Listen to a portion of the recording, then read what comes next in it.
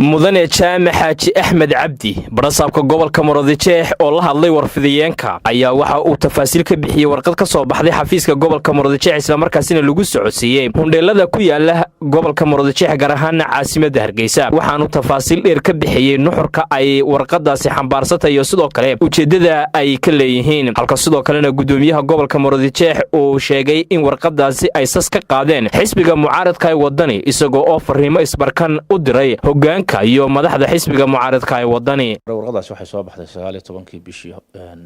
November waxaana ku saabsanayd hodheeladan uu qoray nuxurkeeduna wuxuu ahaa warqad lagu ilaalinayo hawlaha amniga waxa jira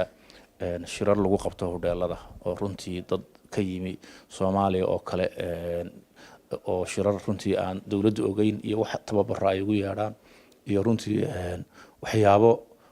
dhaqanka iyo diinteena aan wanaagsanayn oo hodheelada qaar kood ka dhaca ma hodheelada oo dhan marka sida awoodeed baan hodheelada warqad ugu qoray inay nala soo socodsiiyaan waxyaabaha noocaas oo kale ah arintaas oo runtii ay xisbiga wadani ay si xun u turjumeen arintaas waxay ku saabsan tahay qoraal lagu ilaalinayo amniga guud ee qaranka gaar ahaan gobolka Murudijeex hodheeladana wada shaqeyn waxa ma naga dhaxaysa wixii ay garan waayaan ama dhaqankeena iyo diinteena ku xun ama amniga wuxuu dhimaya ama dadka aan Soomaaliland u dhalan shirarka hadii jeer hodheelada ku qabta sidii qolyo hore oo tababaro iyo wax ay ku sheegayeen qabanayo aan ka joojino la socoteen dadka noocaas madaxda xisbiga wadani waxay ka mid yihiin madaxda aan amnigooda iyo mas'uuliyadooda dawladdu ay ilaalinayso wax shirarahu laga joojiyena maydaan maqal may dhicin habeen walba way shiraan hodheelada ay ku shiraan may dhicin wax shiraro laga joojiyay marka runtii inay si xun u fasiraan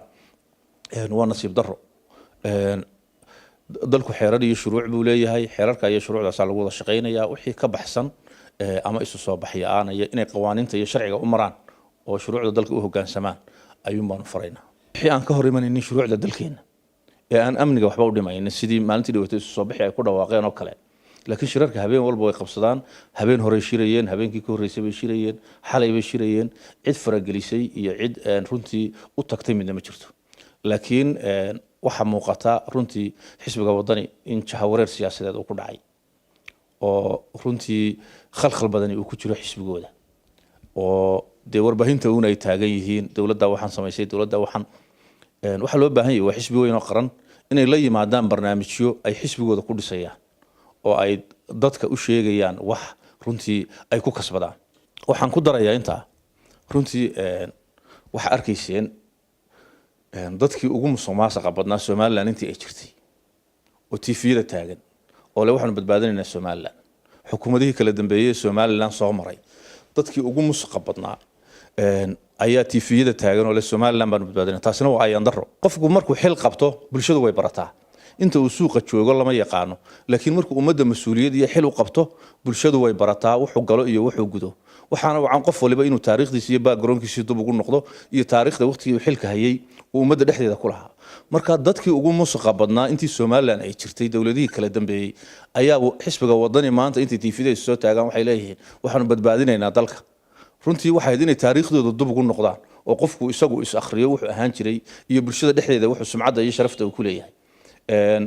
de waa inuu qofku isagu sogaada ismiisaanka ay saara laakiin hadduu mar walba warbaahinta soo taago waliba runtii aad baa loo ixtiraamaya haddii taariikhahoodii iyo backgroundkoodii la soo bandhigo bulshada dhexdeedaba ma yimaadeen marka waxaan leeyahay ummadda caayina caqligooda qof waliba wuxuu yahay iyo wuxuu ummadda u soo qabtay iyo dhibaatada iyo dibindaabyada u geystay bulshadu way ogtahay